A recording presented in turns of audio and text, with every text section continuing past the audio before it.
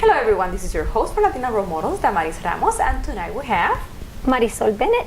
Marisol. It's a pleasure to have you. We have met through a mutual friend before, but tonight it's about you. Tonight it's about your story. So a lot of people in the congregation, because both you and your husband are pastors, they see you, and probably some of them know more than others about who you are. So today we're going to tell them about you. Where are you coming from?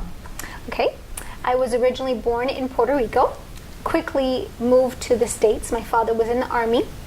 I come from two older siblings, and So you're the youngest one? I am the youngest one, and so it was a gap between us, and so growing up, it was a gap to where I was pretty much alone all the time. Were they over 5 years older than you? Yes, 7 and 8 years older. Mm-hmm. They usually say that if they're like at 5 years or older, there's like, you were raised as a single child, basically. Yes, that's basically what it was like. And so being in the Army and moving from school to school every 2 years, didn't have very many friends, was raised very alone, and believe it or not, very lack of self-confidence. Confidence was not there. Were you and your sister at some point got to each other and got closer as a sisterhood since you were all moving? So basically you mentioned that not many friends. So those are the constant people in your life, your sisters. Yes, but my sisters, remember, because They're they were so much older, they moved on with their lives. They married and moved on to have children. And so it wasn't until I got a little bit older that we started to have an amazing relationship. So I am very, very close to my sisters today. How was growing up in a military household and then moving from place to place? Do you see any benefits? Do you see any areas that that you were lacking? You mentioned that the solitude. You were at some point keeping it to yourself and shy. Yes, very, very shy, and I think it was because of that, not knowing people. Before you would start to get to know some people, you're already moving to another school, another state, and so you'd have to get accumulated all over again. But it wasn't until we reached California, and that's where my father retired, and it was my life was very different in California. It was where I began to grow. And were you already in high school? What point in your life were you when you reached? I was actually in 5th grade. Okay. Mm-hmm. So that was where I began to be able to have some type of security as a child, and on into middle school. Middle school was rough, and so I lived in an area where culturally I'm Puerto Rican, but there was not very many Puerto Ricans in that area, and so I wasn't recognized as Puerto Rican. They really didn't know what I was. So it was very, very difficult. I didn't seem to fit in there either, but it was really neat to be able to see the diversity that was out there while I was probably there. For the first time you wanted to move. You've been moving all over. Yeah. And then for the first time you were like, were you feeling like you were not fitting in that place? Yes. It was very difficult. So you were probably, when we're moving, no, we're not moving, we're staying. But what's powerful is that I found that and I try to tell even our teenagers today, or our young people that are in school that have such a hard time feeling like they don't fit in, or they have friends that were friends and now they're not their friends. If we really look at it, now that as adults, when we look at our parents, or even us, who were our friends, and are they still our friends now? So our friends can come and go as we grow. It's very, very difficult, but you only need one or two to really maintain, to have that. So that's one of the lessons that you learned through those years? Oh, absolutely, absolutely. And I told my kids when they were growing up as well, not to be so hard on that whole having that friendship thing. And usually where you have that friendship is within family and close relatives. So. Friends are definitely very important.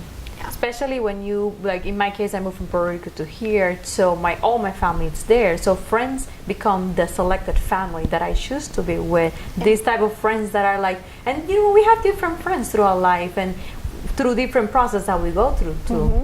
So you also mentioned about the love of your life. You met the love of your life when you were in California. I did. I was very, very young. I was 14 years old when I met my husband. Good at it. Yes.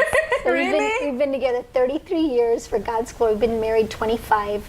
And I met him. I did not know the Lord at the time, and he actually was born and raised in church. I was not, but it was amazing to know that he was born and raised. And this is so powerful too, that we can raise our children in Christian ways, but they have to come to the saving knowledge of who Jesus Christ is. And so he had been out in the world, and that's where we met. Made a lot of mistakes as a young couple. And so that's our passion today. We have a beautiful testimony when God stepped on the scene and restored our marriage, and that's our passion. Our passion is to counsel couples. We counsel couples, probably 1 to 2 couples a week, and we do it completely free, and that's our way of giving back to the community How does church started? Because Okay. everything has a beginning. Yes, everything has a beginning. Well, my husband did have a calling. Like I said, God stepped on the scene. I'll tell you what, I came from a place where, like I said, where my life was broken because of everything that I had been through as a child, which I probably won't get into too much detail here. But when the Lord came into my life, He helped me go back from my childhood, be able to forgive and set me free of so many things. So both of us have such a passion for people, but the calling that was over his life was obviously to be a pastor. He ran from that calling. He was associate pastor at a church in Oviedo for 11 years, and that's when we really felt that calling and that tug. So it was just confirmation everywhere we went. People would just talk and speak into his life, but it wasn't until my sister-in-law, who also loved the Lord and just left such an impact in this life here, went to be with the Lord. And it was before that she prayed for him 1 week before she passed, and she told him to stop running from the calling that was over his life. She was 46. Oh, wow. Yes, and she was an amazing woman, beautiful inside and out, and impact me. She's really my sister because I've known her since I was 14. Wow. So we were very, very close, and I was actually with her until she took her last breath. But she had such a huge influence in my husband's life. They were very, very close siblings. So that was the end of the running. That was the end of the run. But the start of this other journey. So then that was when he finally decided and stepped out in faith with just prayer, and just letting people know, listen, this is what we're going to do, this, and sharing the vision and the mission, which really there is just one mission. What has been your role? Oh my gosh, I'll tell you, my role as a pastor's wife is one of honor. It's one of lifting him up. It's one of just being all of it, the hands, the ears, the eyes, the voice, the feet, all of it within the congregation, loving on our people, letting them know how amazing and how God created them and they are valued and loved. And that's my passion, is to just love people right where they are and let God do the rest. So when you see the community and you see them over and over, what is the common denominator that you see that I'm like, wow, this area we need to work more? Because you probably sit down at home and you talk about, probably do a summary of the week or something, even without realizing that's what you're doing. So there's a common issue that couples are going through or the community are going through that you probably in the near future plan to work a little bit more into that? Absolutely. Well, our heart is definitely for outreach to reach the people that are unchurched and don't know Christ. A lot of people today have turned away from church because they don't see it, they don't see the value in it, and it's breaking my heart because there is value in coming to church, because everybody has a God-given talent and ability that He's placed inside of you and He wants to use it for Him. However, to answer your question, I have seen so many homes that you see couples, you see marriages, you see their children, but inside they're hurting. For one reason or another, there's brokenness, and it's in so many different families. So that is our heart, is definitely for the family, to lift the family up and come in. We'll step in like if we were put some gloves on and step in the ring and say, we're going to bat. We're taking this family back.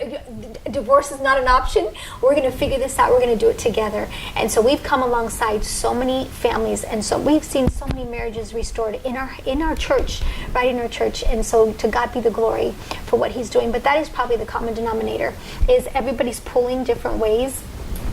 Today, mom and dad are usually working, and then the children are the ones that are kind of left, not as much attention. When you see these couples, and probably you have been working with couples so long that you can say, this one is going to be a tougher one. Probably the way you are, you see that everyone will be restored. I can see that in you. You are not giving up. You're not going to see no as an option. Never. But what are those characteristics that you see in people and couples that you're like, okay, let's go through this. Let's take this route. Let's say like it's good communication, or both of them are very artistic. What is that area that you have seen that you're like, okay, let's do this? I would have to say, in every couple, there's usually something that we're going to pull out, whether it be from their past or whether it be something that's going on in their present, that is usually the source of whatever's going on. It could be a strength or it could be a weakness. So we're going to build on both. But when you sit a couple down, that couple is going to find, we're going to talk about what's not good, but we're going to talk about what's good too. So we're going to bring out what is good about that other person, that spouse, and to make sure that we bring that to the table too. But There's so many different situations. Do you really think that every couple can be saved? I really do. You know. I really do, 100%. Because my husband and I are living testimony of that. And I'm not saying that everybody's the same, but I'm saying if both people are willing, absolutely. There was one couple that we were kind of tricked into counseling this couple. And my husband and I were so excited because we were going to go and counsel them. And when they arrived, they sat before us and we said, okay, we're here, we're ready, we're going to do this. And we told them our story because we want to keep it real. We always tell them, listen, we come from a place of brokenness. Let me tell you that it's never going to be perfect, but we can show you how to have an awesome marriage. And so from that, we didn't know that they looked at us and said, oh no, wait a minute, we're not here to restore this marriage. We're here to divorce cordially. We need your help. And so we said, oh no, we don't do that. That's not what we do. We're very sorry, but that's not what we do. But since we're already here, let's go ahead and see if we can give it a shot.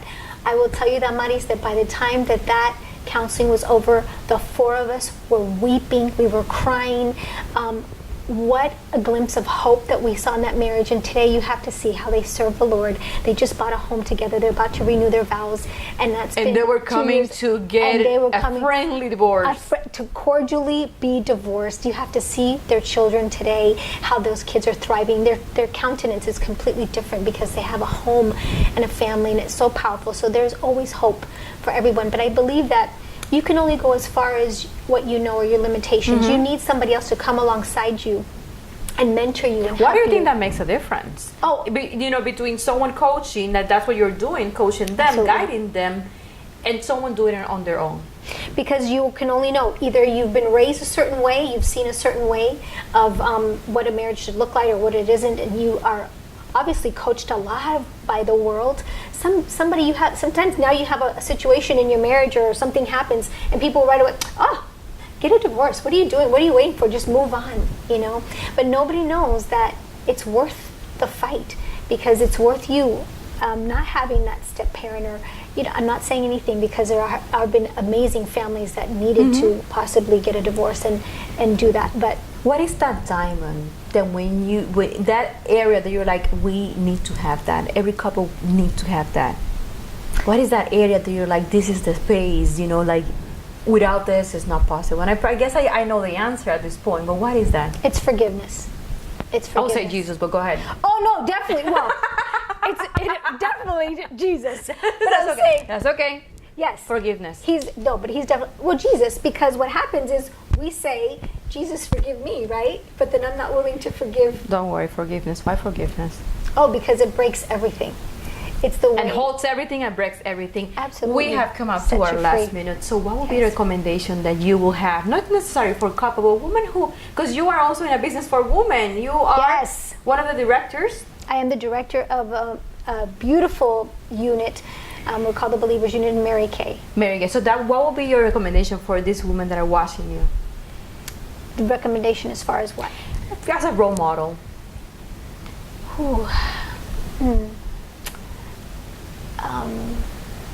That there's greatness inside of every single woman, and we just need to tap into it, and sometimes it's going to take somebody else to pull that out of you. I don't believe that we can do it on our own. I will never believe that we can do it on our own. It has been a pleasure to have you. Thanks for coming. Thank you for having me. This has been Damaris Ramos for Latina Role Models. Thank you and good night.